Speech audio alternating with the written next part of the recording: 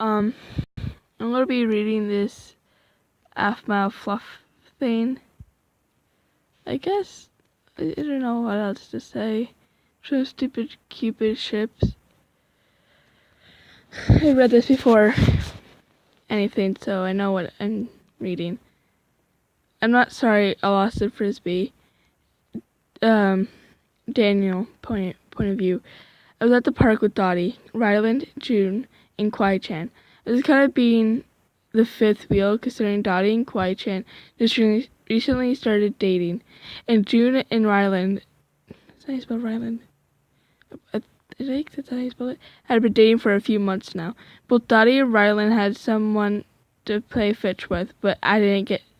I just sat in the grass, frisbee in my mouth, just chewing on it to get the frisbee taste. It's the best, but then I got a certain scent filling my nose. It smelled like chocolate cake, the kind you get when you eat all the strawberries on it.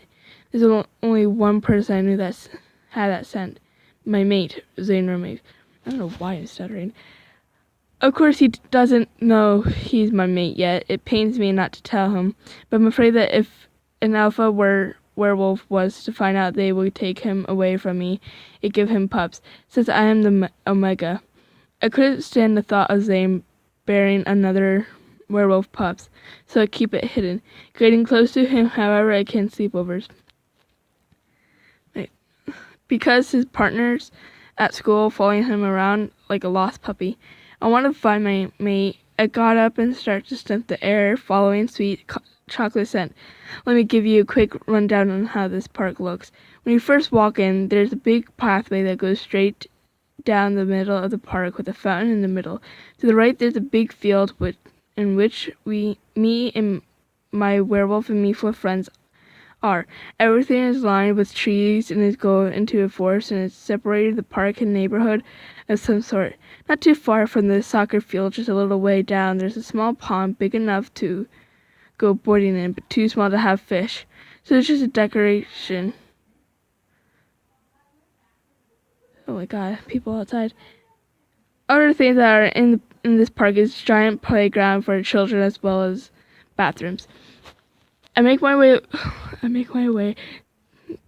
but I can't remember the lyrics. I make my way along the side of the trees leading up to the pond. Then I finally see it. His beautiful obsidian black hair, so puffy and fluffy that you could just die from the softness. His pale skin seemed to shimmer from the few pieces of light that shone through the trees that he was sitting under. He was wearing dark purple skinny jeans and a black short sleeve shirt that says Bad Ace. He also had black Converse on and a mask that was dark purple. He sat under the tree and seemed like he was in bliss as he held the book in his hands. His eyes, gazing across the papers as he read through it. It's the most elegant thing I have seen all my life. The blissful and elegant moment came to a stop when Zane Daniel was staring at him. What do you want? His voice filled with annoyance. I sat right in front of him as if I was a puppy. He just looked at me with a confusion look, but then said, "Do you want me to throw this?" he said, pointing to the disc in my mouth. I nodded my head quickly, saying yes, wherever to get you off my back. He threw the disc as far as he could, which wasn't too far, but a good distance since the disc was quite small. I chased after it, scrambling to get up and then running on 2 feet to the circular device. I picked up the disc in my mouth and started running back to the black hair beauty.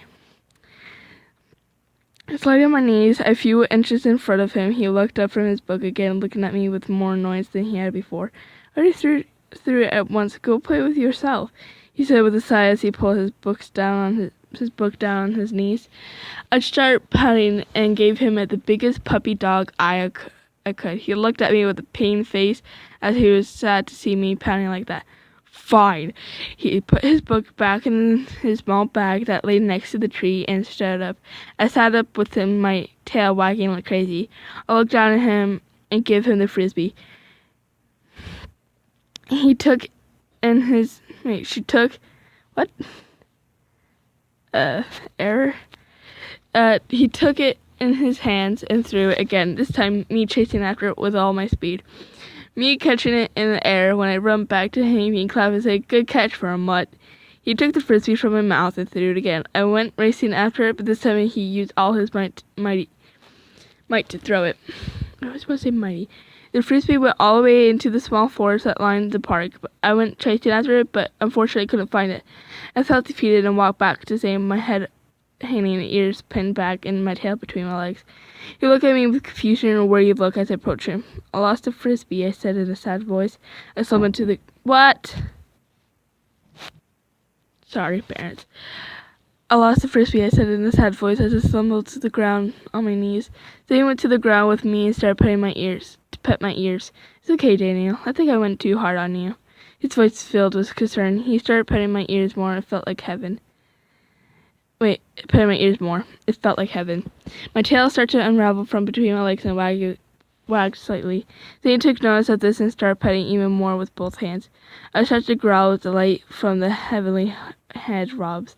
Zane had a smile on his face as far as I could see through his mask. Instead of frisbee, could you just give me a head rub? They're amazing, I said, my soft voice filled with hope. Sure. Your ears are fluffy anyways, he said as he got up and stopped petting my ears, which I whimpered from the lost contact. He went back over to the tree and patted the spot next to him. I eagerly sat down next to him, putting my head on his lap.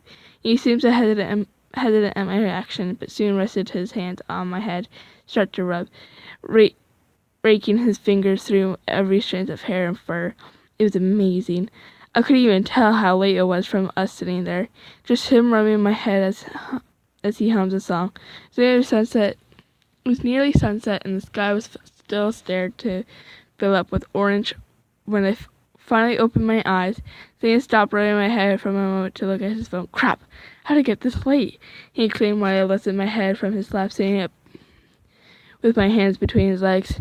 He looked at me. His icy blue eyes seemed to be soft in the dim light, and his hair was soft looking. I couldn't. I leaned in closer, putting my hand softly on his large hips. My other hand going up to his cheek, slowly started to take off the purple mask. With every inch the mask came off, that's when Freckles was shown. Finally took the mask entirely off, showing his pink lips and red cheeks. This could put a tomato to shame. I started to lean in, his eyes were wide at first, but then they relaxed and he started to lean in himself. Finally our lips met.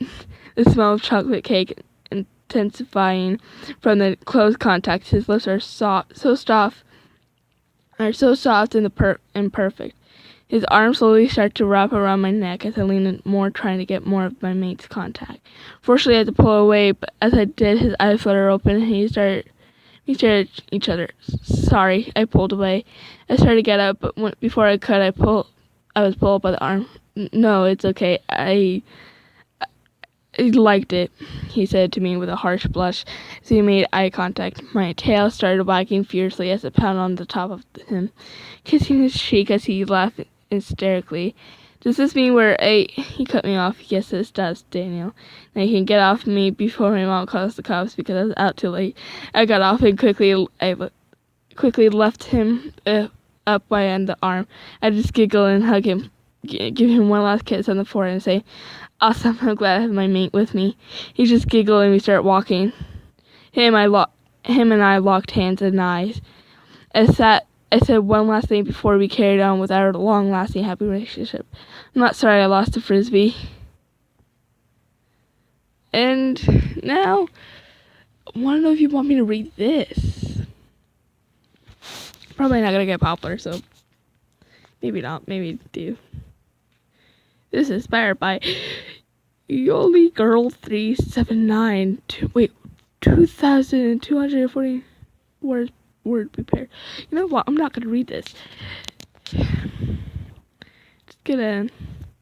Want to see if you want me to read any news or want me to play any games. Let me know, and I will play it.